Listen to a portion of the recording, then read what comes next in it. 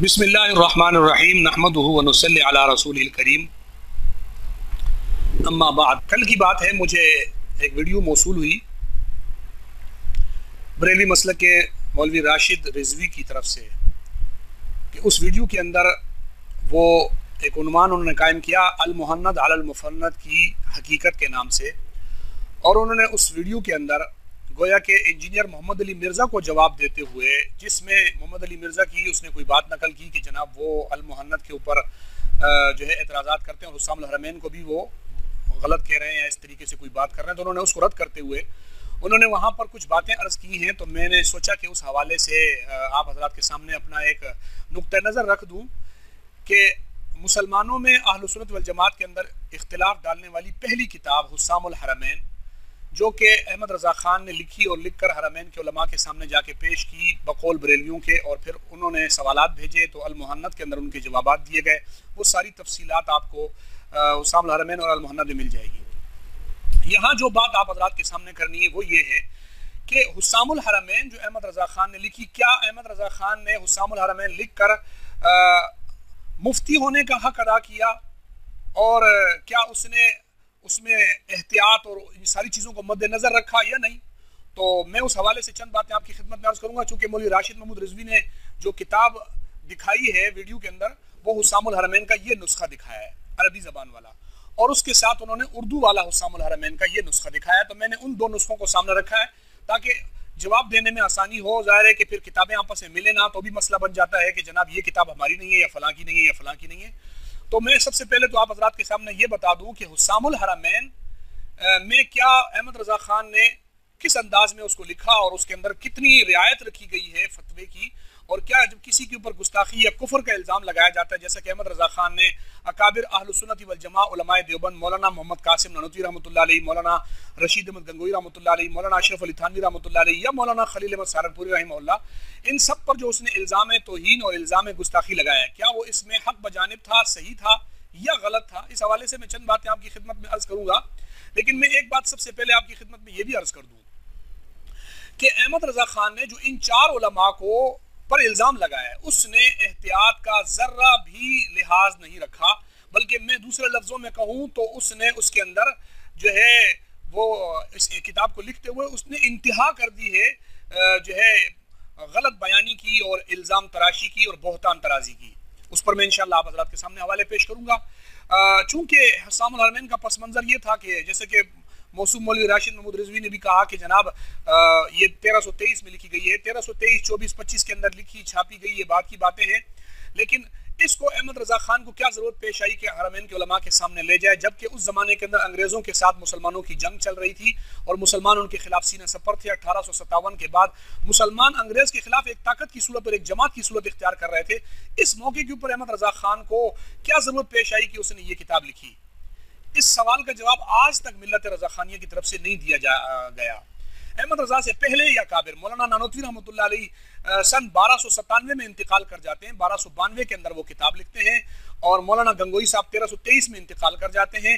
سارے کے دو علماء وہ ہیں جو حسام الحرمین چھپنے سے پہلے ان کا انتقال ہو گیا۔ آخر کیا ضرورت تھی کہ احمد رضا خان نے ان کے اوپر الزام تکفیر لگایا، جن کو اب وضاحت دینے کے لیے وہ تھے ہی نہیں دنیا کے اندر؟ مولانا تھانوی رحمۃ اللہ علیہ اور مولانا سہارنپوری رحمۃ اللہ علیہ ساری زندگی احمد رضا خان کو دعوت دیتے رہے کہ آپ آئیں بیٹھیں اس مسئلے کے اوپر بات کرتے ہیں، لیکن احمد رضا خان نے کبھی بھی یہ تکلیف نہیں گوارا کی کہ وہ آ کر اس وضاحت کے لیے بیٹھیں۔ رسائل چاندپوری موجود ہے، مولانا مرتضیٰ حسن چاندپوری رحمۃ اللہ علیہ کے وہ خطوط آپ حضرات کے سامنے آپ دیکھیں گے، آپ کو پتہ چلے گا کہ یہ جس کتاب الصوارم الہندیہ کا مولوی راشد صاحب ذکر کر رہے تھے کہ اس کتاب میں جناب اتنے ہندوستان کے علماء کے فتوے ہیں علماء دیوبند کے کفر پہ، اس الصوارم الہندیہ میں حسام الحرمین کو کتاب لا ریب فیہ کہا گیا ہے، ھدی للمتقین کہا گیا ہے، لیکن اس الصوارم الہندیہ کتاب لکھنے کے باوجود اور اس پر مولانا چاندپوری صاحب نے بار بار ان کو دعوت دی کہ جناب آئیں، اپنی لا ریب فیہ کتاب آپ اس کو کہہ رہے ہیں، آپ آئیں بیٹھیں اس کے اوپر بات کریں، لیکن کبھی احمد رضا خان کے اندر یہ ہمت نہیں ہوئی، اور وہ دنیا سے اسی صورت میں چلا گیا کہ امت مسلمہ میں ایک بہت بڑا اختلاف ڈالا رہا، جبکہ المحند علی المفند بھی اس کے بعد جب حرمین کے علماء نے خط لکھے اور پوچھا کہ یہ جو آپ پر الزامات لگے ہوئے ہیں ان الزامات کا کیا جواب ہے، 26 سوال آئے، ان 26 سوالوں کے جواب علماء دیوبند نے دے دیے، لیکن تب بھی معاملہ جوں کا تو رہا۔ اب میں آگے چند باتیں آپ کے سامنے عرض کرتا ہوں کہ احمد رضا نے حسام الحرمین میں لحاظ رکھا ہے ان باتوں کا. موصوف نے حسام الحرمین تو دکھا دی، لیکن عربی والی حسام الحرمین دکھانے کے بعد ان کو یہ ہمت نہیں ہوئی کہ وہ حسام الحرمین کی وہ عبارتیں تو پڑھ لیتے. وہ کہتے ہیں 4 علماء کی عبارتیں انہوں نے نام لیے، مولانا قاسم نانوتوی، مولانا خلیل احمد سہارنپوری، مولانا اشرف تھانوی اور مولانا رشید احمد گنگوئی رحمۃ اللہ علیہ. 4 علماء کے نام لیے اور پھر انہوں نے کتابوں کے نام لیے کہ جناب حفظ الایمان میں مولانا تھانوی نے لکھا ہے، قاسم نانوتوی نے تعزیر الناس میں لکھا ہے، اور براہین قاطعہ کے اندر مولانا سہارنپوری نے. لیکن مولانا رشید احمد گنگوئی کا نام ہضم کر گئے اور ہڑپ کر گئے. اس کی صرف وجہ یہ تھی کہ بریلویت اور رضا خانیت مرتی مر جائے گی. مولانا گنگوئی کے اوپر جو احمد رضا خان نے ایک جعلی خط اپنے گھر سے بنا کر اور جو اس نے اپنے جو ہے بریلی کے اندر اس کو تباہ کر کے جو الزام لگایا تھا، وہ قیامت کی صبح تک مولانا گنگوئی کے اوپر وہ خط ثابت نہیں کر سکتے. اسی لیے مولوی راشد محمود نے اپنی پوری ویڈیو کے اندر مولانا گنگوئی صاحب کی عبارت نہ پیش کی، نہ اس خط کو پیش کیا، نہ بتایا کہ اس خط کی سند کیا ہے، کہاں ہے وہ خط اور کیسے اس خط کو آپ لوگ پیش کر دیتے ہو. اور آپ کہتے ہو یہ کتاب آپ کی حسام الحرمین، جناب یہ لا ریب فیہ کتاب ہے اور مولوی راشد اس کی حمایت میں اور اس کی جناب تائید میں اتنے بڑے آسمان زمین کے قلابے ملا رہے ہیں. تو ذرا اتنا تو بتا دیتے کہ مولانا گنگوئی صاحب کی وہ عبارت کہاں ہے، کیا حسام الحرمین کے اندر نقل کی گئی ہے؟ تو کیا کسی اہل سنت والجماعت دیوبند عالم کی کتاب میں بھی وہ عبارت موجود ہے؟ وہ عبارت کہاں تھی جہاں آپ نے نقل کر لی؟ لیکن نہیں تھا تو ہڑپ کر گئے، ان کا نام ہی نہیں لیا. یہاں انہوں نے حفظ الایمان سے عبارت کو شروع کیا، جبکہ تعزیر الناس میں سب سے پہلی عبارت مولانا قاسم نانوتوی رحمۃ اللہ علیہ کی انہوں نے پیش کی اپنے طور پر. اب یہاں جب عبارتیں پیش ہو رہی ہیں تو آپ حیران ہوں گے کہ عبارتوں کو دیکھیں کس انداز میں پیش کیا گیا ہے. جناب یہ کہتے ہیں والقاسمیہ المنصوبہ، یہ عربی والی حسام الحرمین ہے، اس میں پڑھیں. القاسمیہ المنصوبہ الی قاسم النانوتوی صاحب تعزیر الناس والقائل فیہ لو فرض فی زمانی صلی اللہ علیہ وسلم بل لو حدث بعدہ صلی اللہ علیہ وسلم نبی جدید لم یخل ذلک بخاتمیتہ. یہ احمد رضا خان نے عربی عبارت نقل کی ہے. میں بریلیوں کو کہتا ہوں، چیلنج کے ساتھ کہتا ہوں، مجھے یہ عبارت تعزیر الناس کے کسی صفحے میں پہلے آپ حسام الحرمین کی اس عبارت کا اردو ترجمہ کریں اور پھر مجھے یہ عبارت آپ تعزیر الناس کے کسی صفحے پہ دکھا دیں. سورج مغرب سے طلوع ہو جائے گا، بریلیت زہر کا سمندر پی لے گی، اس عبارت کو تعزیر الناس سے قیامت کی صبح تک ثابت نہیں کر سکتی. عربی عبارت، وہاں عبارت بل کے بالفرض سے شروع ہو رہی ہے. 2 عبارتیں جو تعزیر الناس میں بل کے بالفرض سے شروع ہو رہی ہیں. احمد رضا خان نے 2 عبارتوں کو مکس کر کے، اور چونکہ احمد رضا کو پتا تھا کہ بل کبھی کلام کے شروع میں نہیں آتا، اس لیے جب میں تعزیر الناس کی عبارت کو بل سے اس کا ترجمہ کروں گا تو عرب کے علماء پوچھیں گے پیچھے کی عبارت کیا ہے، سیاق اور سباق کیا ہے، تو مجھے بتانا پڑے گا اور میرا سارا کا سارا جو ہے ڈھول کا پول کھل جائے گا. تو احمد رضا خان نے خود اپنی طرف سے ایک جملہ شروع میں لگایا، لو فرض فی زمانی صلی اللہ علیہ وسلم، اور پھر اس کے بعد بل لگا دیا تاکہ عربوں کو یہ اعتراض پیدا نہ ہو، کیونکہ عربی کا اصول ہے کہ لفظ بل، بلکہ اردو کے اندر بھی لفظ بل میں. تو احمد رضا خان کو پتا تھا کہ چونکہ تعزیر الناس کی اردو عبارت میں نے بل سے پیش کرنی ہے تو اس بل کو عرب لوگ کہیں گے کہ پیچھے کی عبارت کیا ہے، تو پیچھے کی عبارت اس نے اپنی طرف سے ایک اس کے ساتھ دم چڑی لگا دی اور اس عبارت کو پیش کر دیا. میں کہہ رہا ہوں کہ اس عبارت کا اردو ترجمہ کریں اور تعزیر الناس سے دکھائیں، قیامت کی صبح تک نہیں دکھایا جا سکتا. دوسری بات انہوں نے کہا، دوسری عبارت وَإِنَّمَا يَتَخَيَّلُ الْعَوَامُ أَنَّهُ صلی اللہ علیہ وسلم خاتم النبیین بمعنى آخر النبیین مع أنه لا فضل فيه اصلا. یہ کہ یہ جو تعزیر الناس کی عبارت تھی اس عبارت کو عربی میں ترجمہ کرتے ہوئے انتہائی جو ہے وہ خیانت سے کا مظاہرہ کرتے ہوئے کہا کہ انما يتخيل العوام انه صلی اللہ علیہ وسلم خاتم النبیین بمعنى آخر النبیین، کہ نبی صلی اللہ علیہ وسلم کو خاتم النبیین بمعنى آخر النبیین کہنا، اس کو مع انه لا فضل فيه اصلا، باوجود اس کے کہ اس میں اصلا کوئی فضیلت نہیں ہے. اس عبارت کا آپ اردو ترجمہ کریں اور مجھے تعزیر الناس میں دکھائیں. آپ قیامت کی صبح تک اس عبارت کو تعزیر الناس سے نہیں دکھا سکتے. یہ حسام الحرمین میں احمد رضا خان نے جو خیانت کی ہے عرب کے علماء کے سامنے وہ یہ ہے. مولوی راشد صاحب بھی عبارت کو پیش کرتے ہوئے کہتے ہیں کہ جناب اصلاً کوئی فضیلت نہیں ہے. اصلاً کا لفظ انہوں نے بھی اپنی طرف سے لگا دیا، جبکہ عبارت کے اندر یہاں پر کوئی بھی نہیں. انہوں نے کہا ذی شعور سمجھتے ہیں آخری نبی ہونا اصلاً کوئی فضیلت کی بات نہیں ہے. نعوذ باللہ تعالیٰ کہتے ہیں کہ نبی پاک صلی اللہ علیہ وآلہ وسلم کا آخری نبی ہونا یہ عوام کا خیال ہے. اہل فہم عقل مند ذی شعور انسان سمجھتے ہیں کہ آخری نبی ہونا کوئی اصلاً فضیلت کی کوئی بات ہی نہیں. نعوذ باللہ تعالیٰ. جبکہ یہ عبارت جو مولوی راشد نے پیش کی یہ بھی تعزیر الناس میں موجود نہیں ہے. میں چیلنج کر رہا ہوں، آپ دکھا دیں اگر ہمت ہے تو. یہاں 2 باتیں آپ کے ذہن میں آ گئی. ایک تو یہ تھی کہ مولانا نانوتوی کی 3 عبارتوں کو احمد رضا خان نے بالکل مکس کیا، اس کا سیاق اور سباق کاٹا، اس عبارت کو عربی کے اندر اپنی طرف سے ایک معنی پہنایا، ایک جامہ پہنایا، اس عربی کے اندر اس جامہ پہنا کر اس نے اس کو پیش کیا. بریلویت کی وہ موت آ جائے گی کہ وہ اس عبارت کو بعین ہی اردو ترجمہ کر کے ہماری کتاب سے نہیں دکھا سکیں گے. نمبر 1، یہاں انہوں نے عبارت کو چونکہ احمد رضا خان نے صفحہ نمبر 3 اور صفحہ نمبر 14 اور صفحہ نمبر 35 کی عبارتوں کو آگے پیچھے سارا بدل دیا ہے، اس لیے مولوی راشد صاحب کو پتہ نہیں تھا کہ عبارت کو پہلے کیا نقل کرنا ہے اور بعد میں کیا نقل کرنا ہے. انہوں نے اردو والی جو تحذیر حسام الحرمین دکھائی ہے وہ یہ ہے. اس حسام الحرمین کے اندر آپ دیکھیں گے تو آپ کو حیرت ہوگی. میں کہتا ہوں مولوی راشد کو کہ ایک دفعہ یہ حسام الحرمین پھر اٹھا لیں اور اب میرے کہنے پر اس حسام الحرمین کو اٹھا کے دیکھ لیں کہ اس میں کیا لکھا ہوا ہے. آپ نے تو صرف کتاب کا ٹائٹل دکھا دیا نا، کتاب کو تو نہیں پڑھا. اب پڑھ لیتے اس کے اندر عبارت کو اور پھر مجھے دکھاتے تحذیر الناس میں کس جگہ پر ہے. یہ آپ کے الیاس قادری جو آپ کے مسلک کا دعوت اسلامی کا امیر ہے اس کی تائید شدہ کتاب ہے. یہ ایسے کسی کہرے غیر نتو خیرے کی چھپی ہوئی نہیں ہے. یہ آپ کے مسلک کے ایک معتمد سمجھے جانے والے علماء کی عالم کی کتاب ہے جو بہرحال آپ اس کو عالم ہی سمجھتے ہیں. اس میں لکھا ہوا ہے قاسمیہ قاسم نوتوی کی طرف منسوب ہے جس کی تحذیر الناس ہے. اس میں اس نے اپنے رسالے میں کہا ہے بلکہ بالفرض. آگے چل کہتے ہیں عوام کے خیال میں تو رسول اللہ کا خاتم ہونا بے ایمانی ہے. مولوی راشد صاحب آپ نے تو بے ایمانہ پہ بڑا زور دیا ہے، لیکن یہاں بے ایمانہ کے لفظ ہی نہیں ہے، یہاں بے ایمانی آپ نے لکھا ہوا ہے.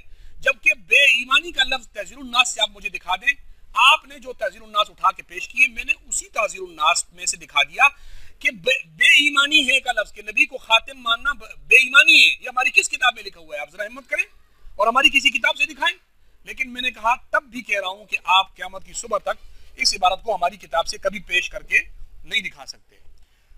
وہاں پہ تھا ما انہ لا فضل فیہ، وہاں عبارت ہماری تحذیر الناس میں یہ تھی کہ تقدم یا تاخر زمانہ میں بالذات کچھ فضیلت نہیں ہے. نبی پاک صلی اللہ علیہ وسلم کے آخری نبی ہونے کے معاملے کو وہاں پر ڈسکس نہیں کیا جا رہا. وہ فضیلت ہونے نہ ہونے کی بات آخری نبی کے حساب سے نہیں ہے. یہ تحذیر الناس اٹھائیں اور ایک دفعہ ہمارے کہنے پر تحذیر الناس کا دوبارہ مطالعہ کریں. اس میں لکھا ہے سو عوام کے خیال میں تو رسول اللہ صلی اللہ علیہ وسلم کا خاتم ہونا بے ایمانہ ہے کہ آپ کا زمانہ انبیاء سابق کے زمانے کے بعد اور آپ سب میں آخری نبی. مگر آل عوام پر روشن ہے کہ تقدم یا تاخر زمانہ میں بالذات کو، اس میں لفظ تقدم یا تاخر زمانہ میں بالذات کچھ فضیلت نہیں کہا ہے. یہ نہیں کہا کہ نبی کے آخری ہونے میں کوئی فضیلت نہیں ہے. یہ آپ نے اپنی طرف سے بنایا ہے. جیسے آپ کے احمد رضا خان نے یہاں پر لکھا ہے نا کہ وَإِنَّمَا يَتَخَيَّرُ الْعَوَامُ أَنَّهُ صلی اللہ علیہ وسلم خاتم النبی بمعنى آخر النبی ما أنه لا فضل فيه اصلا، کہ خاتم النبیین کا معنی آخری نبی کرنا اس میں اصلا کوئی فضیلت نہیں ہے. یہاں پر یہ عبارت نہیں ہے. یہاں پر عبارت ہے تقدم یا تاخر زمانہ میں بالذات کوئی فضیلت نہیں. وہ لفظ تقدم اور لفظ تاخر کی بحث کر رہے ہیں، نہ کہ نبی پاک صلی اللہ علیہ وسلم کے آخری نبی ہونے میں کوئی فضیلت نہیں ہے کی بات کر رہے ہیں. اور بالذات کا لفظ ہے جبکہ آپ اصلا کوئی فضیلت نہیں ہے کہہ رہے ہیں. یہ دونوں میں آپ کو فرق شاید پتہ ہو، لیکن آپ نے جان بوجھ کے اس کے اوپر ہاتھ رکھا اور وہاں عبارت میں آپ نے جو ہے تبدیلی کی، کیونکہ آپ کا جو پیٹ سے نکالا ہوا معنی اور مفہوم ہے وہ تب تک پورا نہیں ہو سکتا جب تک آپ اس کے اندر تعریف نہ کریں. آپ اگر عبارتوں کو بعین ہی من و عن نقل کر کے پیش کر دیں لوگوں کے سامنے، لوگ آپ کو جوتے ماریں گے. اس لیے آپ نے عبارتوں میں خواہ مخواہ تبدیلی کرنے کی کوشش کی ہے. اور میں آپ کو اس پر دعوت دیتا ہوں آپ ایک دفعہ ہمارے کہنے کے اوپر اس کو دوبارہ پڑھ لیں اور مجھے بتائیں یہاں تقدم یا تاخر زمانہ میں بالذات کوئی فضیلت، تقدم یا تاخر زمانہ میں بالذات کچھ فضیلت نہیں ہے کہ الفاظ ہیں، یا آخری نبی نہ ہونے میں بالذات کوئی فضیلت نہیں ہے کہ الفاظ ہیں. آپ مجھے اس بات میں بتائیں. دوسری بات، مولانا نانوتوی رحمۃ اللہ علیہ اس سوال کو قائم کر کے پھر اس سوال پر دلائل دے رہے ہیں. اس کے جواب میں آپ نے خواہ مخواہ ایک سوالیہ عبارت کو اٹھا کر اس کو مولانا نانوتوی کے سر تھوپ دیا. آپ دیکھیں آگے عبارت کو پڑھیں، حضرت جواب دے رہے ہیں. ایک بات. دوسری بات، آپ نے کہا کہ اس عبارت سے یہ پتہ چلتا ہے کہ جناب مولانا قاسم نانوتوی رحمۃ اللہ علیہ جو ہے وہ ختم نبوت زمانی کے منکر تھے. اب ان عبارات میں نبی پاک صلی اللہ علیہ وآلہ وسلم کے ختم نبوت زمانی یعنی حضور کے آخری نبی ہونے کا انکار ہے. میں آپ کو کہوں کہ ہمارے فلاں کتاب میں یہ لکھا ہوا ہے کہ ہم ختم نبوت زمانی کو مانتے ہیں، ختم نبوت زمانی کو مانتے ہیں. شاید آپ یہ کہو کہ بعد میں لوگوں نے لکھ دیا، آپ کے اوپر الزام آیا آپ نے لکھ دیا. یہ تحذیر الناس کا یہی صفحہ جو آپ نے پڑھا ہے نا عوام کے خیال میں رسول اللہ کا، اسی صفحے نمبر 5 کے اندر آپ نیچے دیکھیں لکھا ہوا ہے بلکہ بنائے خاتمیت اور بات پر ہے جس سے تاخر زمانی اور صد باب مذکور خود بخود لازم آ جاتا ہے اور افضلیت نبوی دو بالا ہو جاتی ہے. ختم نبوت زمانی یہاں پر ثابت مان رہے حضرت اور فرما رہے ہیں کہ یہ ثابت ہے. اور اسی طریقے سے یہ اگلے صفحے پر بھی دیکھیں، وہاں پر بھی لکھا ہے کہ آپ پر سلسلہ نبوت مختتم ہو جاتا ہے. غرض آپ جیسے نبی الامہ ہیں ویسے ہی نبی الانبیاء بھی ہیں.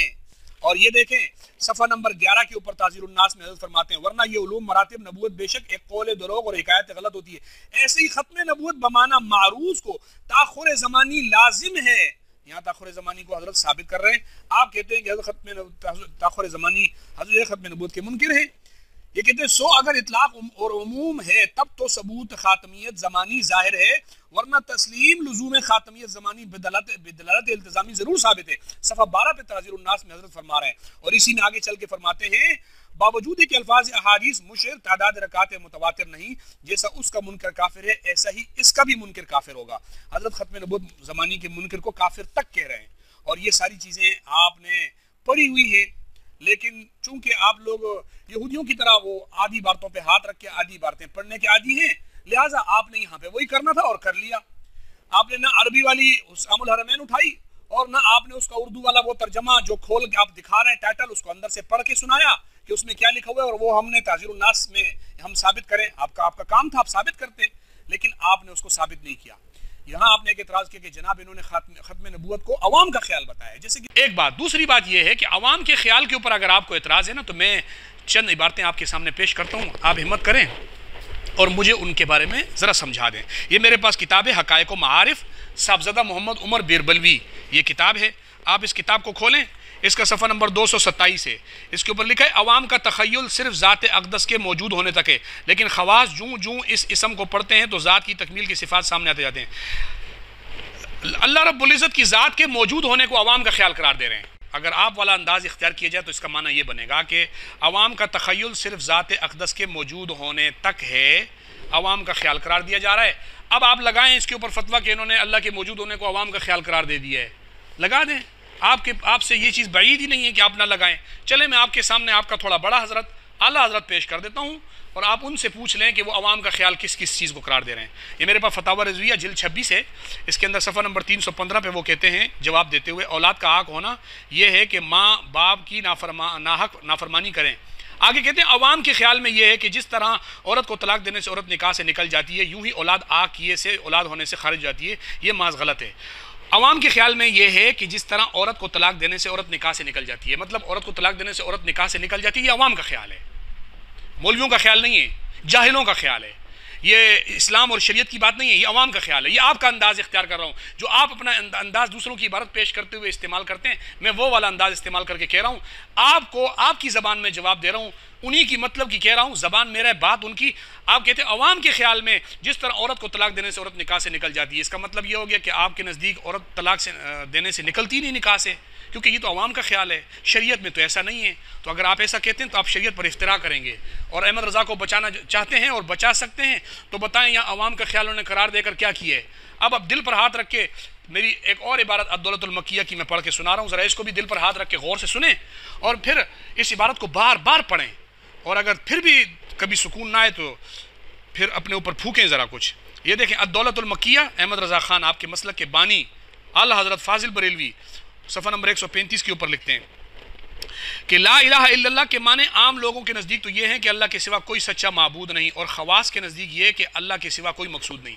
یعنی آپ لا الہ الا اللہ کا معنی عام لوگوں کے نزدیک یہ ہے کہ اللہ کے سوا کوئی سچا معبود نہیں، عام لوگوں کا خیال ہے، جاہلوں کا خیال ہے، یہ دین اور شریعت کا خیال نہیں ہے، دین اور شریعت کا عقیدہ اور نظریہ نہیں ہے، یہ آپ کے اعلیٰ حضرت کہہ رہے ہیں، اور آپ کی زبان میں اس کا معنی یہ بنے گا، جیسے آپ کہتے ہو، آپ کی زبان میں اس عبارت کا معنی یہ بنے گا کہ لا الہ الا اللہ کا یہ معنی کرنا کہ اللہ کے سوا کوئی سچا معبود نہیں، یہ عام لوگوں کا جاہلوں کا خیال ہے، اور عوام کو کلا نام آپ کہتے ہو جانوروں کا خیال ہے، آپ کے بقول۔ لگائیں احمد رضا کے کفر کا فتویٰ اگر آپ میں ہمت ہے کہ وہ لا الہ الا اللہ کے معنی صحیح معنی کو عوام کا خیال قرار دے رہے ہیں، لگائیں فتویٰ، آپ ہمت کریں۔ لیکن میں نے جیسے پہلے کہا تھا کہ آپ نے کہا نا ہم دیوبندی بریلوی نیچری لیگی اس کے فرق نہیں کرتے، اب پتہ چلے گا آپ فرق کرتے ہیں کہ نہیں کرتے۔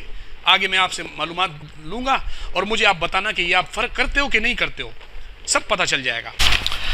اور آپ نے کہا کہ آپ نے اس دوران گفتگو آپ نے کہا کہ جناب اگر نبی پاک صلی اللہ علیہ وسلم کے بعد کسی کوئی پیدا ہو نبی تو اس سے آپ کے جناب ختم نبوت میں فرق آتا ہے، تو میں آپ سے ایک سوال پوچھتا ہوں کہ آپ کہ بریلویت کا تو عقیدہ یہ ہے کہ نبی پاک صلی اللہ علیہ وسلم سارے نبیوں سے پہلے پیدا ہوئے ہیں، تو یہی سوال آپ سے آپ کے بریلوی عالم کر رہا ہے، آپ ذرا ان کو بھی جواب دے دیں۔ وہ کہتا ہے کہ اس کے بارے میں گزارش ہے کہ اس حدیث سے استدلال درست نہیں۔ یہ حدیث ہے نا کہ انی عند اللہ لمکتوب خاتم النبیین و آدم لمنجدل فی طینتہ، اس کے بارے میں گزارش ہے کہ اس حدیث سے استدلال درست نہیں، کیونکہ اگر سرکار علیہ السلام کو سب سے پہلے نبوت ملی تو آپ خاتم النبیین کیوں کرو سکتے ہیں؟ اگر آپ سب سے پہلے سرکار علیہ السلام ختم نبوت سے متصف تھے تو پھر بعد میں 1,24,000 انبیاء کیسے مبعوث ہوئے؟ اس طرح تو پھر نانوتوی کا کلام ٹھیک ہو جائے گا کہ اگر بعد از نبی کوئی نبی اور نبی آ جائے تو ختم نبوت میں کوئی فرق نہیں آئے گا۔ یہ آپ کے بریلوی مسلک عالم کہہ رہا ہے کہ اگر نبی پاک صلی اللہ علیہ وسلم کو سب سے پہلے نبی مان لیا جائے اور آپ کی پیدائش سب سے پہلے مان لی جائے تو پھر تو نانوتوی کی بات ٹھیک ہو جائے گی۔ یہ آپ کا مسلک کا عالم کہہ رہا ہے، اس کو بھی جواب دے دیں کہ آپ کے بقول یہ کہہ رہا ہے کہ آپ جیسے بریلویوں کے بقول مولانا نانوتوی کی بات ٹھیک ہے، یہ تو آپ ان کو جواب دیں نا۔ یہ تو ہو گئی وہ بات کہ جس میں عوام کے خیال کیا ہے۔ اگر آپ کو یہ ساری باتیں سمجھ میں نہ آئیں تو میں آپ کو ایک بات بتا دوں کہ یہ لیں، میں آپ کے سامنے عبارت پڑھتا ہوں۔ تحذیر الناس میری نظر میں آپ کے مسلک کے پیر محمد کرم شاہ الازہری جو وفاقی شرعی عدالت کے جج رہ چکے ہیں، یہ آپ کے جج کا فیصلہ ہے، پاکستان کی عدالت کے جج رہنے والے، کیونکہ آپ کو تو اور کسی کا فیصلہ نہ مانیں، جج کا تو مان لیں، وہ بھی پاکستان کی عدالت کے اور وہ بھی آپ کے مسلک کے لیں۔ یہ کیا کہتے ہیں؟ آپ تو کہتے ہو کہ اس میں ختم نبوت زمانی کا انکار ہے، حضرت نانوتوی نے ختم نبوت زمانی کا انکار کر دیا۔ یہ صفحہ نمبر 58 پہ کیا فرماتے ہیں؟ اگرچہ تحذیر الناس میں متعدد ایسی عبارتیں جو عقیدہ ختم نبوت کے بارے میں اپنے قاری کو تذبذب میں مبتلا کر دیتی ہیں اور جن سے منکرین ختم نبوت نے بجا یا بیجا فائدہ اٹھایا اور بہت سے لوگوں کو نعمت انعام سے ایمان سے محروم کر دیا، لیکن مندرجہ ذیل اقتباسات پڑھنے کے بعد یہ کہنا درست نہیں سمجھتا کہ مولانا نانوتوی عقیدہ ختم نبوت کے منکر تھے، کیونکہ یہ اقتباسات بطور عبارت النص اور اشارت النص اس امر پر بلا شبہ دلالت کرتے ہیں کہ مولانا نانوتوی ختم نبوت زمانی کو ضروریات دین سے یقین کرتے تھے اور اس کے دلائل کو قطعی اور متواتر سمجھتے تھے۔ انہوں نے اس بات کو صراحت سے ذکر کیا ہے کہ جو حضور صلی اللہ علیہ وسلم کی ختم نبوت زمانی کا منکر ہے وہ کافر ہے اور دائرہ اسلام سے خارج ہے۔ یہ عبارت آپ خود دیکھ لیں، آگے حضرت نے وہ حوالہ جات بھی دیے تحذیر الناس سے کہ جن میں مولانا نانوتوی رحمۃ اللہ علیہ نے جو ہے ختم نبوت زمانی کے منکر کو کافر لکھا ہے۔ یہ آپ کے جج کا فیصلہ ہے، میں سمجھتا ہوں کہ جج کے فیصلے کے اوپر ہی کافی ہو جانا چاہیے، بات آپ کو سمجھ میں آ جائے گی۔ یہ آپ نے تحذیر الناس کی ایک عبارت پیش کی اور میں نے آپ کو اس کے حوالے سے جواب دے دیا، اور اب اگلی آپ نے جو عبارت پیش کی حفظ الایمان کی، آپ نے کہا کہ جناب حفظ الایمان میں نبی پاک صلی اللہ علیہ وسلم کے علم کو جانوروں سے یا یہ وہ تشبیہ دی گئی ہے۔ تو پہلی بات تو یہ ہے کہ ایسا کچھ بھی نہیں ہے، یہ آپ کی سوء فہمی، آپ کی بریلویانہ سوچ اور آپ کی غلط روش اور آپ کی الزام تراشی اور بہتان ترازی ہے، اس کے سوا کچھ بھی نہیں ہے۔ کیونکہ حفظ الایمان میں ایسی کوئی عبارت موجود نہیں کہ جس میں نبی پاک صلی اللہ علیہ وسلم کے علم کو نعوذ باللہ جانوروں کے علم سے تشبیہ دی گئی ہو، ایسا کہیں پر بھی موجود نہیں ہے۔ اس کا جواب دیتے ہوئے، اس عبارت کا جواب دیتے ہوئے فتح بریلی کا دلکش نظارہ میں آپ کے بریلوی عالم مولوی سردار احمد لائل پوری کو مولانا منظور نعمانی صاحب نے جو جواب دیا تھا، جس کے بعد مولوی سردار احمد لائل پوری کوئی جواب اس کا صحیح طور پر نہیں دے سکا، اس عبارت کو بھی آپ سن لیں اور پھر مولانا تھانوی کی عبارت بھی اس کے اندر آ جائے گی۔ حضرت فرما رہے ہیں کہ آپ کی ذات مقدسہ پر علم غیب کا حکم یا حکم کیا جانا، یعنی حضور کو عالم الغیب کہنا، جیسا کہ بعض کتابوں میں باقاعدہ عالم الغیب کا لفظ بھی ہے، اگر بقول زید صحیح ہو تو دریافت طلب اسی زید سے جو حضور کو عالم الغیب کہتا ہے اور اس اطلاق کو جائز سمجھتا ہے۔ یہ امر ہے کہ اس غیب سے مراد بعض غیب ہے یا کل غیب۔ اگر بعض علوم غیبیہ ہیں، یہاں تشبیہ نبی پاک صلی اللہ علیہ وسلم کے علم کو ہرگز نہیں ہے، بلکہ یہاں ایک بات سمجھانے کے لیے وہ بعض یا کل کو سمجھانے کے لیے بتا رہے ہیں کہ حضور کی کیا تخصیص ہے۔ ایسا علم غیب تو یعنی یہ علم غیب جو اوپر مذکور ہوا ہے، یعنی مطلق بعض علم غیب، بعض غیب کا علم تو زید، عمر، ہر سبی و مجنون بلکہ جمیع حیوانات اور بہائم کے لیے بھی حاصل ہے۔ یہ حضرت یہ فرما رہے ہیں کہ بعض علوم غیبیہ مراد ہیں، وہ بعض کو جو علوم غیبیہ زید کے ذہن کے مطابق ہے اس کو کہہ رہے ہیں، نہ کہ نبی پاک صلی اللہ علیہ وسلم کے علم غیب کو کسی چیز سے تشبیہ نہیں دے رہے۔ یہ آپ نے بالکل غلط سوچا ہے، اور اس کا جواب آپ نے شاید تشبیہ کے اندر لفظ ایسا سے، جیسے آپ کے بریلیوں نے بھی لکھا ہے لفظ ایسا سے تشبیہ مراد لیے، تو ہمارے علماء نے اس کی بھی وضاحت کی ہے کہ اگر اب بھی اس عبارت کا مطلب آپ نہ بجھے ہوں تو دوسرے طور پر یوں سمجھیے کہ یہاں لفظ ایسا یہ کے معنی میں، اور اس سے مطلق بعض علوم غیبیہ کی طرف اشارہ مقصود ہے، اور ایسا کا استعمال یہ کے معنی میں اردو محاورات میں شائع ہے۔ مثلا کوئی شخص یہ کہے کہ میں زید کو ماروں گا، دوسرا کہے ایسا کام ہرگز نہ کرنا، تو مطلب یہ ہوتا ہے کہ یہ کام ہرگز نہ کرنا، یعنی لفظ ایسا یہ کے معنی میں بھی آتا ہے۔ لیکن آپ نے چونکہ اعتراض ہی کرنا تھا تو اس پر بھی حسام الحرمین کے اندر احمد رضا خان نے انتہائی خیانت سے کا مظاہرہ کیا ہے۔ میں وہ آپ کے سامنے بات پیش کروں گا، بات بہت طویل ہو جائے گی، لیکن آپ کو سمجھانے کے لیے صرف میں یہ پیش کرتا ہوں کہ اگر آپ کو اسی چیز پر وہ ہے کہ جناب تشبیہ دے دی، تو میں پہلے تو آپ کو یہ سمجھا دوں کہ تشبیہ کیا اجازت ہے دینے کی یا اجازت نہیں ہے؟ آپ کے بریلوی علماء سے پوچھ لیتے ہیں.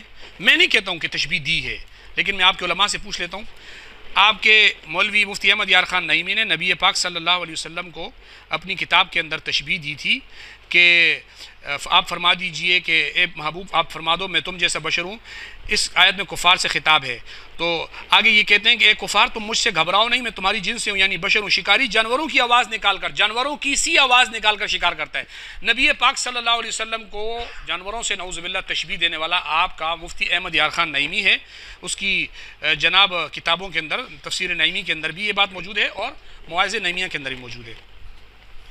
یہ آگے اس تشبیہ کے بعد کہتا ہے کہ مثال کے بیان سے مقصد کسی بات کو عام فہم انداز میں بیان کرنا مقصود ہوتا ہے. یہ مطلب ہرگز نہیں ہوتا کہ جس چیز کے لیے مثال دی جا رہی ہے مثال اس کا عین ہے اور ہو بہو اس پر صادق آتی ہے. یعنی تشبیہ اس لیے دی جاتی ہے، بات کو سمجھانے کے لیے تشبیہ دی جاتی ہے، نہ کہ اس لیے کہ جناب کوئی وہ ہے کہ ایسا ہی سمجھ رہے ہیں. حالانکہ تشبیہ وہاں نہیں تھی، لیکن یہ میرے پاس دوسری کتاب ہے افضلیت غوث اعظم. یہ آئینہ اہل سنت سے میں نے حوالہ پیش کیا تھا. افضلیت غوث اعظم یہ کتاب ہے آپ کے مسلک کی، صفحہ نمبر 86 پہ کہتے ہیں مگر مشابہت سے مساوات بھی لازم نہیں آتی، چاہے جائے کہ مشبہ کی برتری کا قول کیا جائے. مشابہت سے تشبیہ سے مساوات بھی لازم نہیں آتی. یہ مناظرہ جنگ آپ کے مولوی اشرف سیالوی کا مناظرہ تھا. اس کے اندر صفحہ نمبر 56 پہ وہ کہتے ہیں حاشیے میں مثال میں صرف وجہ تمثیل کا لحاظ ہوتا ہے، جملہ امور میں اشتراک نہیں ہوتا. یہ ہو گیا. اب آ جائیں آپ کے لوگوں نے جو تشبیہات دی ہیں. آپ کے مولوی مفتی عبد المجید سعیدی کی کتاب ہے سندیلوی صاحب کا چیلنج منظور ہے. اس کے صفحہ نمبر 34 کے اوپر وہ کہتے ہیں کہ مصنف تحقیقات نے جو حدیث لا یقاس بنا احد سے انحراف کرتے ہوئے سید عالم صلی اللہ علیہ وسلم کا نبوت والا معاملہ کافروں، مشرکوں اور منافقوں سے ملا کر جس سوء ادبی کا ارتکاب کیا ہے وہ اس سے مستداد ہے. حالانکہ نبوت جب سلب سے پاک ہے اور سلب نبوت محال ہے تو اسے غیر نبی اور وہ کافر و مشرک و منافق کے کفر و شرک اور نفاق سے ملا دینا اس امر کی نشاندہی کرتا ہے کہ وہ سلب نبوت کے قائل نہ ہوتے تو یہ بات کبھی منہ سے نہ نکالتے اور گندی تشبیہ سے پرہیز کرتے. آپ کے مولوی عبد المجید سعیدی کے بقول تحقیقات والے نے نبی پاک صلی اللہ علیہ وسلم کی تشبیہ گندی چیز سے دی ہے. یہ تشبیہات آپ کی موجود ہیں. اگر آپ کو اور بھی تشبیہات دیکھنی ہیں تو آپ اسرار الاحکام اٹھائیں اپنے بریلی مفتی احمد یار خان نعیمی کی. اس میں انہوں نے کہا ہے کہ کسی کو الو گدھا کہہ دو تو وہ رنجیدہ ہو جاتا ہے اور حضرت قبلہ و کعبہ کہہ دو تو خوش ہو جاتا ہے. حالانکہ الو گدھا بھی مخلوق ہے اور قبلہ و کعبہ بھی ایسے ہی خالق کے مختلف ناموں میں مختلف تاثیریں ہیں. اللہ کے نام کو نعوذ باللہ الو اور گدھے کے نام سے تشبیہ دی ہے. اسی طریقے سے یہی مفتی احمد یار نور العرفان صفحہ نمبر 805 پہ لکھتے ہیں کہ جب لاٹھی سانپ کی شکل میں ہوگی تو کھائے گی پیے گی مگر ہوگی لاٹھی.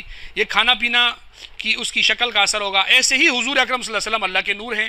جب لباس بشری میں آیا تو نوری بشر تھے. یہ کھانا پینا نکاح وفات اسی بشریت کے احکام ہے. نبی پاک صلی اللہ علیہ وسلم کو نعوذ باللہ لاٹھی سانپ سے تشبیہ دی. یہ بھی آپ کے مسلک کے بہت بڑے عالم ہیں، حکیم الامت ہیں. اور اس طریقے سے تشبیہات کی بھرمار ہے. عبدہ جو تبارک الذی سورہ 19 پارے کے اندر آپ کے نور العرفان کے حاشیے میں مفتی احمد یار خان نے نبی پاک صلی اللہ علیہ وسلم کو عبدہ کا لفظ استعمال ہوا ہے. وہاں پر اس کی تشبیہ دیتے ہوئے کہا کہ عبدہ جیسے کلبہم کتے سے نعوذ باللہ تشبیہ دی. وہ بھی آپ کی کتاب میں موجود ہے. حضرت اماں حوا کو نعوذ باللہ کیڑوں کے نکلنے سے تشبیہ دی کہ جیسے بدن سے کیڑے نکلتے ہیں ایسے اماں حوا.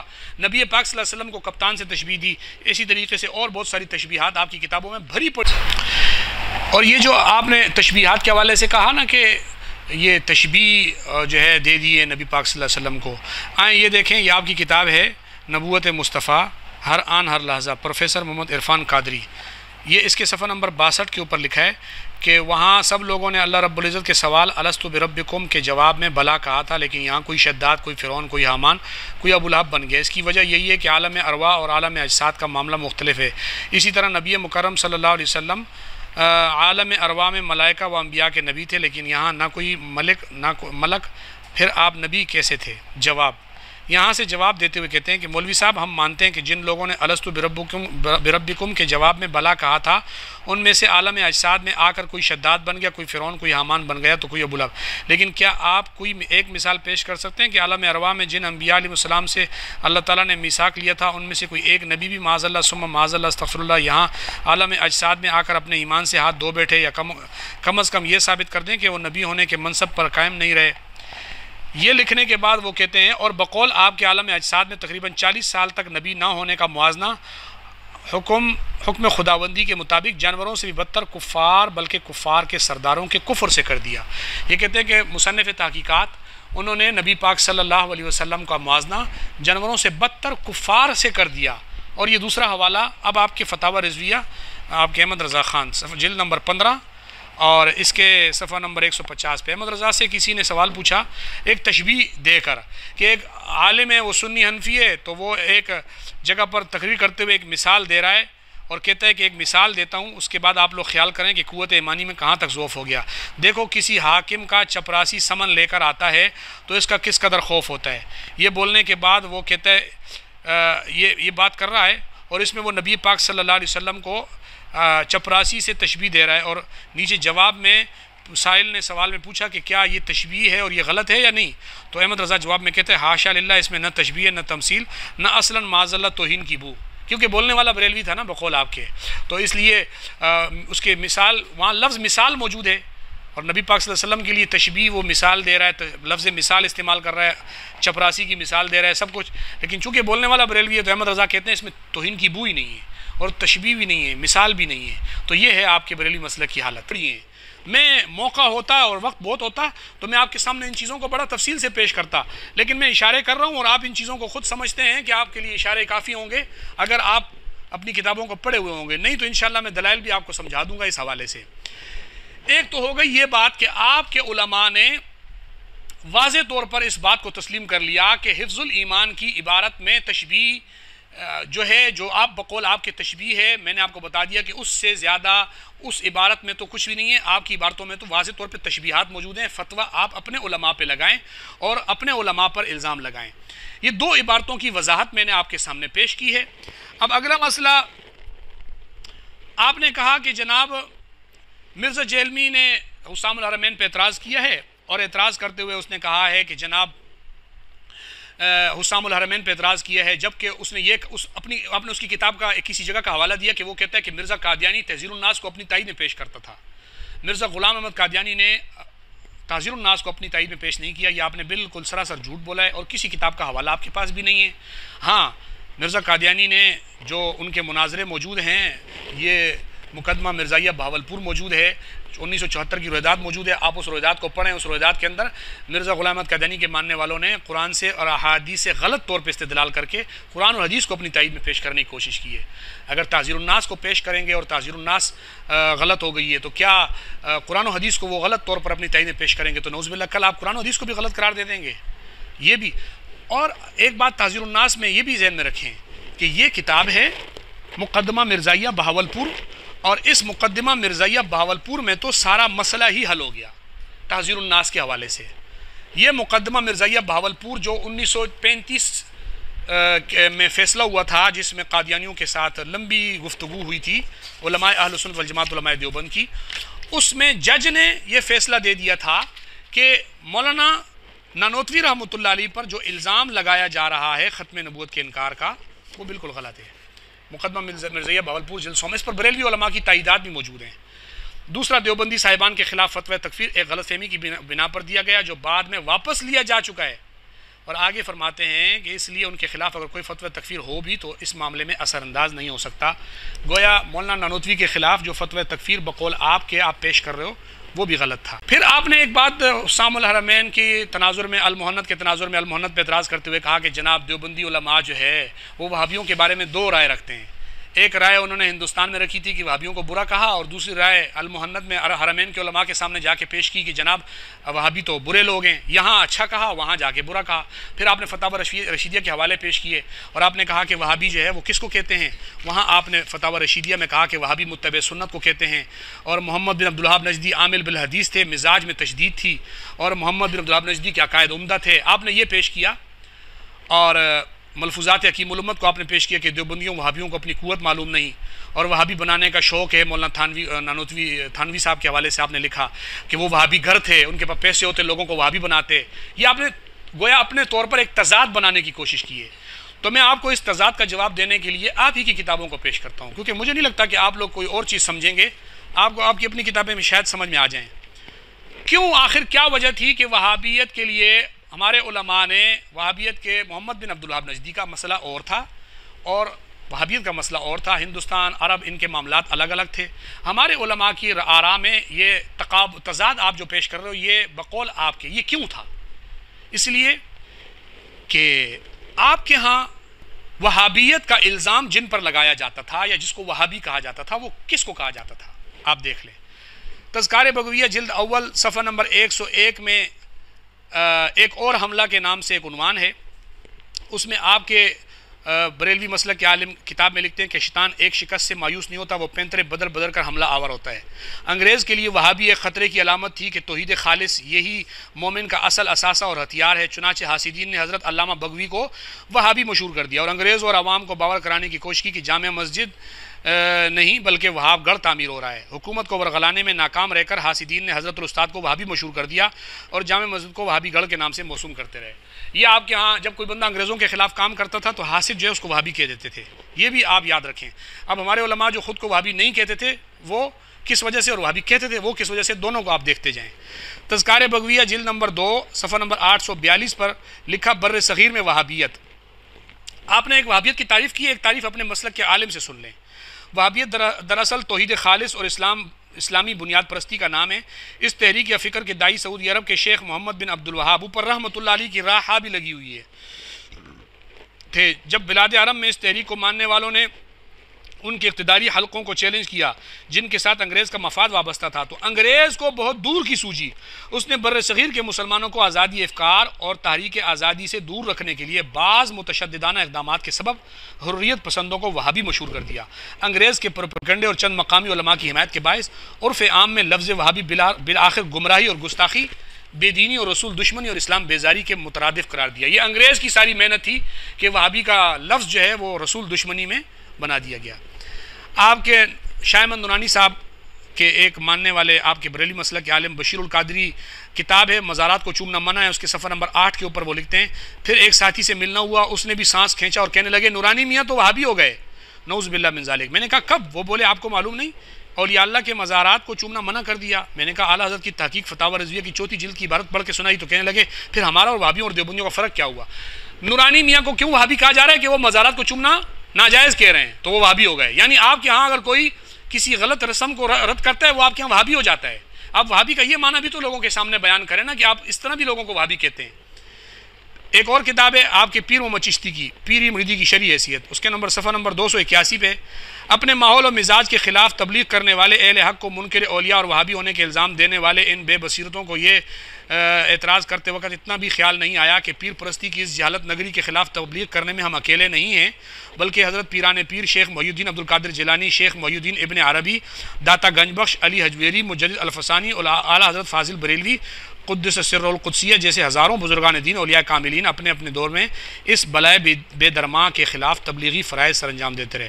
اس میں مصنف کے بقول مجھ پر وہابیت کا الزام لگانے والے در حقیقت وہ ان بڑے بزرگوں پر بھی وہابیت کا الزام لگا رہے ہیں.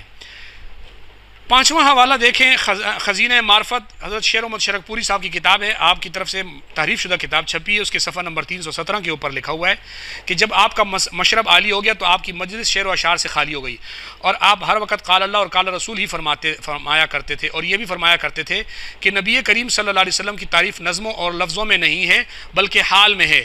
تم ایسے بن جاؤ تمہارا ہر فعل اور ہر قول, ہر حرکت, ہر عمل سنت رسول صلی اللہ علیہ وسلم کے مطابق ہو. بعض بے سمجھ کہہ دیتے تھے کہ یہ مسجد وہابیوں کی ہے. نبی پاک صلی اللہ علیہ وسلم کی سنتوں کی تبلیغ کر رہے ہیں تو لوگ ان کو وہابی کہہ رہے ہیں. آپ کے یہاں وہابی کا یہ والا مفہوم بھی ہے. حوالہ نمبر 6 دیکھیں عقیدت پر مبنی اسلام اور سیاست, صفحہ 264 پر لکھتے ہیں وہابیوں سے مسلمانوں کی نفرت اور عداوت کی وجہ یہ تھی کہ محمد بن عبدالوہاب کی تحریک موحدین نے عوامی رسوم اور عادات پر مبنی دینی اعمال اور صوفیانہ مظاہر کے خلاف مخالفت کی تھی اور مدینہ میں پیغمبر محمد صلی اللہ علیہ وسلم کی قبر پر بنے قبے کو مسمار کر دیا تھا. یہ بات تو بالکل غلط ہے. مزید برآں 1857 کی بغاوت کے بعد اس اصطلاح کو انگریزی حلقوں میں حکومت کے باغی مترادف، یعنی وہابی کی اصطلاح کو انگریز کے باغی کے طور پر استعمال کیا جاتا تھا۔ یہ صفحہ نمبر آگے حوالہ نمبر 7 ہے، مقامات خیر، صفحہ نمبر 223 میں ہے کہ میر حسن صاحبزادہ کا مطالعہ بہت وسیع تھا، احادیث شریفہ کا بکثرت مطالعہ کیا کرتے تھے، بنا بری ان کو افغانستان کے نیم ملا وہابی کہتے تھے۔ مقابیس المجالس، حوالہ نمبر 9، مقابیس المجالس، صفحہ نمبر 796۔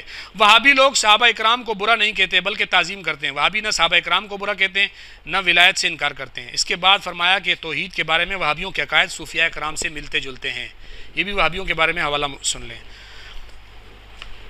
حوالہ نمبر 10، خدا کو یاد کر پیارے کتاب کا نام ہے، آپ کے بریلی مسلک کے عبدالحکیم شرف قادری نے لکھی ہے۔ اس میں لکھا ہوا ہے توحید و رسالت کے بارے میں جس افراط و تفرید اور غلو کی نشاندہی آپ نے فرمائی اور اپنے چشمدید واقعات سے پردہ اٹھایا ہے، اس پر کئی اہل علم درد اور قلق اور اضطراب محسوس کرتے تھے، مگر وہابیت اور دیوبندیت کے فتوے سے ڈر کر اپنے قلق کا برملا اظہار نہیں کر پاتے تھے۔ ماہنامہ افق، اکتوبر نومبر 2013، صفحہ نمبر 18 پہ لکھا، اگر کوئی نوجوان داڑھی رکھ لے تو اسے وہابی کے طعنے دیے جاتے۔ ماہنامہ تحفظ، مارچ اپریل 2011، صفحہ نمبر 17 پہ کہا کہ یہاں یہ بات قابل توجہ ہے کہ ایک زمانہ میں لفظ وہابی گالی کے طور پر استعمال ہوتا تھا۔ جامع عرفاں کتاب ہے، صفحہ نمبر 124، یہ سارے آپ کے مسلک کی کتابیں۔ خلیفہ تاج محمود امروٹی بیان کرتے ہیں کہ ایک دفعہ یہ فقیر خدمت اقدس میں حاضر تھا، آپ نے مجھے مخاطب کرتے ہوئے فرمایا، بیٹا مجھے ان اہل علم پر توجہ ہے جو میری نسبت وہابیت کی طرف کرتے ہیں اور کہتے ہیں کہ وہابی ہو گئے ہیں۔ حوالہ نمبر 14، اعانت اور استعانت کی شرعی حیثیت، صفحہ نمبر 37، حضرت گولوی نے عوام کو مزارات اولیاء کے بوسہ دینے سے منع فرمایا کہ رفتہ رفتہ یہ اظہار عقیدت سجدوں تک نہ پہنچ جائے۔ تو آگے لکھتے ہیں کہ اگر کسی کو سجدہ کرنے سے روکا جائے تو وہ فوراً وہابی کا فتویٰ داغ دیا جاتا ہے۔ یہ حوالہ جات آپ حضرات کے سامنے میں نے پیش کیے۔ بتائیں کہ آپ کے نزدیک تو وہابی متبع سنت کو کہتے ہیں، جیسے کہ آپ نے لکھا، آپ نے حوالہ پیش کیا حکیم الامت کا، تو یہاں پر بھی موجود ہے۔ وہاں آپ نے ایک یہ کہا تھا کہ دیکھو جی دیوبندیوں نے یہاں وہابی کا اور مانا، یہاں وہابیوں کو اچھا کہا، وہاں جا کے برا کہا، تو میں نے آپ کو بتایا تھا اس کی تفصیل یہ بھی ذہن میں رکھیں کہ وہابیت دو معنوں میں تھی۔ ایک تھی جیسے کہ یہاں آپ نے وہاں پڑھا کہ افغانستان میں وہابی جو ہے مرتد اور قادیانیوں کو کہتے ہیں، جیسے کہ مقامات خیر کے اندر آپ کے بریلی مسلک کے عالم نے لکھا ہے۔ ایک بات یہ ذہن میں رکھیں۔ دوسری بات یہ کہ اگر بالفرض یہی والی بات ہے کہ وہابیت، تو اس حوالے سے میں ایک گفتگو بیان کر دوں کہ وہابی کا معنی اور مفہوم سمجھنے سے پہلے اس چیز کو سمجھیں۔ ایک تھا محمد بن عبد الوہاب نجدی، ایک ہے اس کی وہابیت، اور ایک ہے ہندوستان میں لفظ وہابیت کا عرف۔ ہندوستان میں لفظ وہابیت کا عرف اور چیز ہے، محمد بن عبد الوہاب نجدی اور چیز تھا، اور اس کی عرب کی وہابیت اور چیز تھی۔ یہ تین چیزیں الگ الگ ہیں۔ اب محمد بن عبد الوہاب نجدی کے بارے میں تو آپ کی کتاب سلطنت عثمانیہ یہاں پہ موجود ہے میرے پاس، اس کے اندر محمد بن عبد الوہاب نجدی کی تعریف کی گئی ہے، اور بلکہ میرے پاس ایک اور کتاب ہے مسلک سلف صالحین، اس مسلک سلف صالحین کے اندر جو ہے محمد بن عبد الوہاب نجدی کی تعریف کی گئی ہے، اور اس میں المحند کی بھی تعریف کی گئی ہے، اور کہا گیا کہ اس میں دفاع کیا گیا کہ جو آپ لوگ الزام لگاتے ہو کہ جناب محمد بن عبد الوہاب نجدی یہ نہیں مانتا وہ نہیں مانتا، وہ سب ثابت کیا ہے آپ کے جو ہے وہ عرب کے ایک عالم نے، جس کو آپ نے اردو ترجمے میں آپ کے مسلک کے علماء نے چھاپا ہے۔ تو اس لیے ایک محمد بن عبد الوہاب نجدی ہے، ایک اس کی وہابیت ہے۔ مولانا گنگوئی رحمۃ اللہ علیہ کا یہ کہنا کہ محمد بن عبد الوہاب نجدی کے عقائد عمدہ ہیں، وہ اس لیے کہ ان کے عقائد کے معاملے میں مولانا گنگوئی تک جو معلومات پہنچی تھی، ان کے عقائد میں کوئی خرابی ان کو نظر نہیں آئی، انہوں نے کہا عقائد عمدہ ہیں۔ اگر وہابیت کے حوالے سے کوئی غلط عقیدہ مشہور ہوا اور وہ ہمارے علماء تک پہنچا تو ہمارے علماء نے اس کی تردید کی۔ باقی رہی یہ بات کہ وہابیت کے حوالے سے علامہ شامی نے جو رائے قائم کی، آپ ذرا اس کو دوبارہ پڑھیں تو علامہ شامی نے باقاعدہ لکھا اخرج عبد الوہاب، گویا علامہ شامی کو یہ معلوم نہیں تھا کہ عبد الوہاب تو سلطنت عثمانیہ کتاب آپ کی موجود ہے اور آپ کی اور بھی کتابوں میں موجود ہے کہ عبد الوہاب تو ایک نیک آدمی تھا، اس کا بیٹا محمد بگڑا ہوا تھا نعوذ باللہ، جس کا نام محمد تھا، اور وہ آپ کے بڑوں نے لکھا ہے کہ وہ بگڑا ہوا تھا، یا اس کی طرف وہابیت منسوب کرتے ہیں۔ عبد الوہاب کے حوالے سے تو آپ کے لوگ بھی اچھا کہتے ہیں اس کو، علامہ شامی نے تو عبد الوہاب کو لکھا ہے کہ وہ خارجی تھا اور اس کو خارجی قرار دیا گیا ہے۔ اور میں نے بتایا کہ جیسے جن تک جو چیزیں پہنچی، ہمارے علماء تک علامہ شامی کی یہ بات پہنچی، علامہ شامی کی اس بات کو لے لیا گیا، تحقیق سے ثابت ہوا کہ محمد بن عبد الوہاب نجدی کچھ اور ہے، اس کے نام سے وہابیت کسی اور معنی میں استعمال ہو رہی ہے، ان کے اندر کچھ خامیاں اور برائیاں موجود ہیں، تو ہمارے علماء نے ان کی بھی تردید اپنی جگہ کر دی۔ اور ہندوستان کے اندر وہابیت انگریز کے مخالف، انگریز کے باغی کے لیے استعمال ہوتا تھا، متبع سنت کے لیے استعمال ہوتا تھا، اور سنتوں کے احیاء والوں کے لیے استعمال ہوتا تھا، بدعات کی تردید کرنے والوں کے لیے استعمال ہوتا تھا۔ اس لیے ہمارے علماء نے ہندوستان میں اپنے آپ کو کہا کہ ہمارے پاس پیسے ہوتے ہم لوگوں کو وہابی بناتے، یعنی متبع سنت بناتے۔ ہمارے علماء نے کہا کہ وہابی عامل بالحدیث کو کہتے ہیں، کیونکہ آپ کی کتابوں سے میں نے حوالے پیش کر دیے کہ وہابی عامل بالحدیث کو ہی کہا جاتا ہے۔ ہندوستان کے اندر انگریز کے باغیوں اور انگریز کے مخالفین کے لیے استعمال ہوتا تھا، وہ بات بھی آپ لوگ مان رہے ہیں، آپ کے بڑوں نے لکھی ہوئی اپنی کتابوں میں، تو میں نے اس چیز کو آپ کے سامنے پیش کر دیا۔ اس پر خواہ مخواہ کی لے دے کرنا کہ جناب ایک طرف وہابیت کو یہاں پہ برا کہہ رہے ہیں، وہاں حمایت کر رہے ہیں، ایسی کوئی بات نہیں تھی، دو الگ الگ چیزیں تھیں۔ ہندوستان میں اور معنی تھا وہابیت کا، جیسے میں نے آپ کی کتابوں سے بتایا، عرب میں وہابیت کا اور معنی اور مفہوم تھا، جو وہاں کے ہمارے علماء تک بات پہنچی تھی، وہ اور معنی اور مفہوم میں تھی۔ دو باتیں۔ دوسری بات یہ ہے اس کے بعد کہ آپ نے کہا کہ جناب محفل میلاد کے حوالے سے آپ نے کہا کہ تذکرہ فتاوی رشیدیہ کے اندر محفل میلاد کے انعقاد کو ہر حال میں ناجائز لکھا ہے، اور وہاں جا کے کہا کہ ہم جائز سمجھتے ہیں۔ یا تو آپ کو غلط فہمی ہوئی ہے، یا آپ جان بوجھ کر عوام کو غلط اس پہ کرنے کی کوشش کر رہے ہیں۔ دو چیزیں ہیں، ایک ہے انعقاد محفل میلاد اور ایک ہے ذکر ولادت رسول صلی اللہ علیہ وسلم۔ یہ جو آپ نے حوالہ پیش کیا فتاوی رشیدیہ کا، اس میں انعقاد محفل میلاد ہے۔ ہمارے نزدیک آپ کی بھی علماء نے کتابیں لکھی ہوئی ہیں، احمد رضا خان نے بھی لکھا ہوا ہے کہ نفل عبادت کو اجتماعی طور پہ نہیں کیا جانا چاہیے، اس لیے انہوں نے لکھا ہے کہ نفل کی جماعت مکروہ ہے۔ تو سوال یہ ہے کہ چونکہ محفل میلاد نبی پاک صلی اللہ علیہ وسلم کی ولادت کا تذکرہ، نبی پاک صلی اللہ علیہ وسلم کی محفل میلاد نہیں، نبی پاک صلی اللہ علیہ وسلم کی ولادت کا تذکرہ، چونکہ یہ ایک مستحب عمل ہے اور نفل عمل ہے، اس کو اگر اس کا اجتماعی انعقاد کی صورت ہو، اور اس کا انعقاد کا لفظ اس لیے استعمال کیا کہ اس میں اجتماعیت بھی نہیں ہونی چاہیے، جیسا کہ ہمارے ہاں اجتماعیت کا ایک التزام ہوتا ہے، وہ نہیں ہونا چاہیے، اور بہت ساری اور خامیاں موجود ہوتی ہیں، تو انعقاد ہی اس کا برا ہے۔ لیکن کیا نفس ذکر ولادت، اس کو فتاوی رشیدیہ کے اندر مولانا گنگوئی صاحب نے بھی اس کی حمایت کی ہے، اور آپ نے جو مخالفت اور تضاد بنانے کی کوشش کی ہے نا، تو یہ جناب یہ دیکھ لیں المحنت کے اندر کہیں یہ نہیں، انعقاد کو صحیح نہیں کہا، وہاں مجلس ذکر ولادت کو ایک مستحب عمل کہا ہے، ذکر ولادت کو کہا۔ 21واں سوال، کیا تم اس کے قائل ہو کہ جناب رسول اللہ صلی اللہ علیہ وسلم کا ذکر ولادت شرعاً قبیح، بدعت، سیئہ، حرام ہے یا کچھ اور؟ جواب، حاشا کہ ہم تو کیا کوئی بھی مسلمان ایسا نہیں ہے جو حضرت صلی اللہ علیہ وسلم کی ولادت شریفہ کا ذکر، بلکہ آپ کی جوتیوں کے غبار اور آپ کی سواری کے گدھے کے پیشاب کے تذکرے کو بھی قبیح و بدعت و سیئہ حرام کہے۔ یہاں پر انہوں نے ذکر ولادت کو جائز کہا ہے، اور انعقاد محفل کو ہمارے لوگوں نے غلط کہا ہے۔ یہ دو الگ الگ چیزیں ہیں، آپ خواہ مخواہ ان کو مکس کرنے کی کوشش کر رہے ہیں۔ قبروں سے استفادے کے حوالے سے آپ نے کہا کہ جناب ویسے یہ کہتے ہیں کہ قبروں سے فیض اور استفادہ یہ شرک ہے۔ آپ نے تو کوئی کتاب پیش ہی نہیں کی، کوئی حوالہ ہی نہیں پیش کیا کہ علماء دیوبند نے کہاں پہ قبروں سے فیض اور استفادے کو شرک قرار دیا ہے، یہ آپ نے پیش ہی نہیں کیا۔ پہلی بات تو یہ کہ آپ کا اس الزام کو پہلے ثابت کرنے کے لیے کوئی حوالہ تو دیتے۔ دوسری بات، یہاں جو آپ نے حوالہ پیش کیا ہے نا اس کا کہ جناب یہاں پہ جائز قرار دے دیا، وہاں کیا چیز جائز قرار دی ہے؟ وہ آپ نے جو عبارت پڑھی ہے اس عبارت کے اندر بھی جواب موجود تھا، لیکن آپ نے اس کو گول مول کر دیا۔ یہاں پہ یہ لکھا ہوا ہے، اب رہا مشائخ کی روحانیت سے استفادہ اور ان کے سینوں اور قبروں سے باطنی فیوز پہنچنا، سو بے شک صحیح ہے، مگر اس طریق سے جو کہ اس کے اہل اور خواص کو معلوم ہے، نہ اس طرح سے جو عوام میں رائج ہے۔ قبروں سے فیض لینا ایک ہے اہل عوام میں رائج اور ایک ہے خواص کا عمل۔ انہوں نے لکھا، ہمارے علماء نے جہاں پر ناجائز کہا وہ عوام کے رواج والے انداز کو ناجائز کہا، اور جہاں جائز کہا ہے وہ خواص کے طرز کو اور طریقے کو جائز کہا ہے۔ دو الگ الگ باتیں تھیں، آپ نے خواہ مخواہ اس کو کہا کہ جناب وہاں پہ ناجائز کا، یہاں جائز، وہاں ناجائز، یہاں بھی ناجائز اور جائز کے دونوں الفاظ موجود ہیں، لیکن آپ نے عبارت کو پڑھنے کے بعد اس کا مفہوم چونکہ عوام کے آگے گول مول کرنے کی کوشش کی ہے اور بات کو گڑبڑ کرنے کی کوشش کی ہے، تو اس لیے آپ اپنا مفاد اس میں سے نکالنا چاہ رہے تھے، جو کہ نہیں نکلا۔ یہاں تک تو میں نے بات آپ کو بتا دی کہ المحنت کے اوپر آپ نے جو اعتراضات کیے اور حسام الحرمین کی جو آپ نے تائید کی، میں نے جواب دے دیا کہ حسام الحرمین جھوٹ کا پلندہ ہے، اور المحنت علی المفند الحمدللہ اس نے آپ کے تمام اعتراضات کو دھو دیا ہے، بلکہ حسام الحرمین کو اس نے جناب جنازہ نکال دیا ہے۔ ایک بات تو یہ ختم ہو گئی۔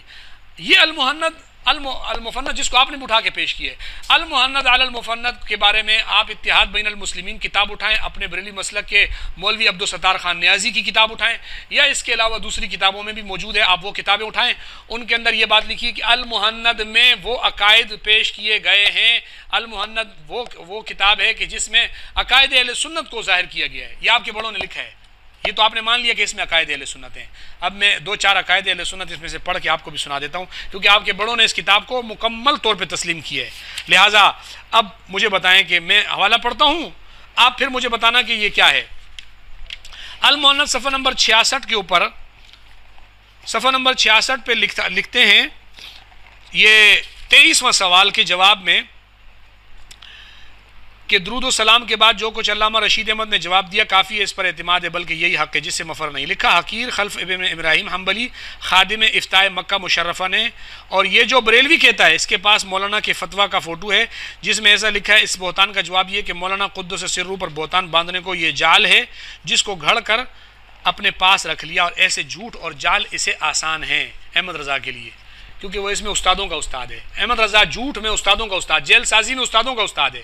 یہ المحند وہ کتاب ہے جس کی آپ کے علماء تائید کر رہے ہیں، اور زمانے کے لوگ اس کے چیلے، کیونکہ تحریف اور تلبیس اور دجر اور مکر کی اس کو عادت ہے، اکثر مہریں بنا لیتا ہے۔ احمد رضا خان مسیح قادیانی سے کچھ کم نہیں، اس لیے کہ وہ رسالت کا کھلا مدعی تھا، اور یہ مجددیت کو چھپائے ہوئے علماء امت کو کافر کہتا ہے۔ اب سوال یہ ہے کہ یہ جو آپ جس کتاب کے بارے میں یہ کہہ رہے ہیں کہ آپ کے بڑے کہ یہ کتاب ہمارے عقائد کو ظاہر کر رہی ہے، اس میں ایک عقیدہ یہ بھی ہے کہ احمد رضا خان دجال ہے، اور اس کتاب پر بقول آپ نے بھی پڑھا ہے کہ جناب علماء حرمین کے دستخط ہیں، آپ کو حسام الحرمین میں علماء حرمین کے دستخط نظر آتے ہیں، اس کے جواب میں لکھی جانے والی المحند پہ بھی حرمین کے علماء کے دستخط ہیں۔ اگر وہاں پر آپ کہتے ہو کہ کافر کہا یا تو یہاں پر علماء حرمین نے تائید کی ہے، تو آپ تائید کیوں نہیں مانتے؟ یہ کیا بات ہے کہ افتؤمنون ببعض الکتاب وتکفرون ببعض، اس کتاب کی باتوں کو مان رہے ہو اور اس کتاب کی باتوں کا انکار کر رہے ہو، وہاں حرمین آپ کے لیے حجت بن جاتے ہیں، یہاں پر حرمین کے علماء آپ کے لیے حجت نہیں بنتے، آخر اس کی کیا وجہ ہے؟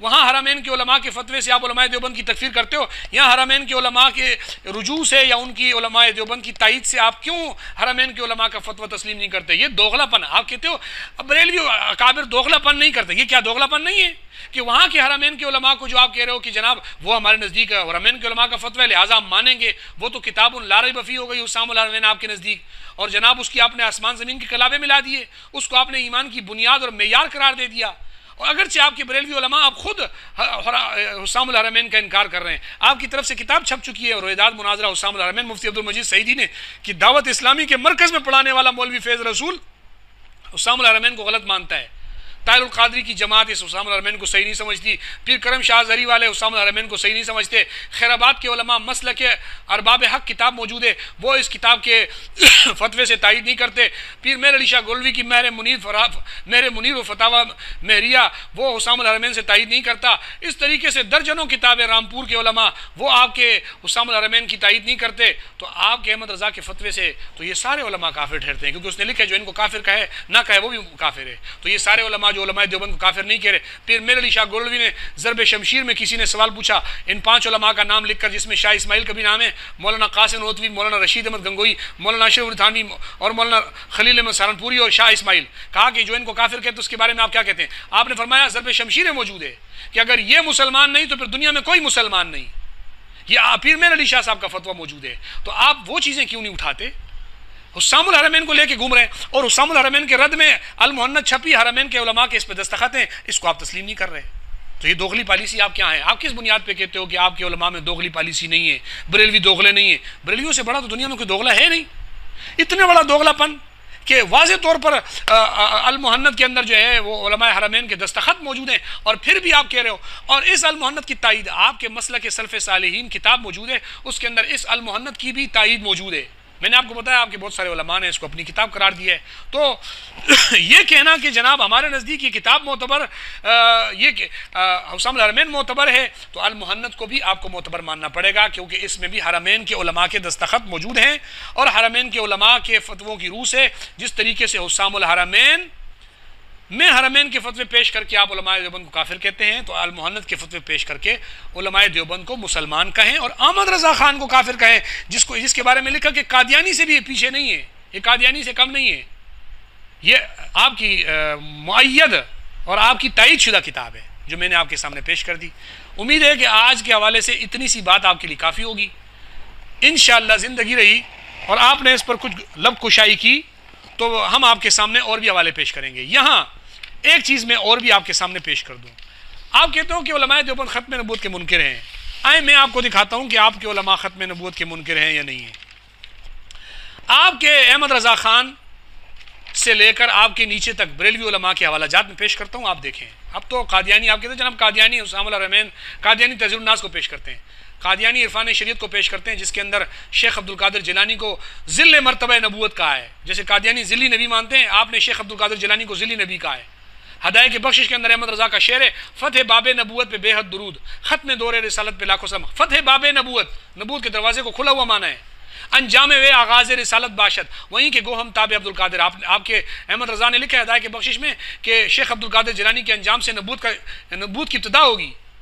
یہاں آپ کہیں کہ جناب یہ آپ عبارتیں نہیں سمجھے، آپ معنی نہیں سمجھے، تو پھر ہماری عبارتوں کا معنی کا اگر ہمیں اختیار دو گے تو ہم تمہاری عبارتوں کا تمہیں معنی کا اختیار دیں گے۔ ہماری عبارتوں کا مفہوم تو وہ ہوگا جو تم لوگے، اور تمہاری عبارتوں کا وہ مفہوم جو ہم لیں وہ ہمارا معتبر نہیں۔ یہ دوغلی پالیسی بھی ہم آپ کو نہیں کرنے دیں گے۔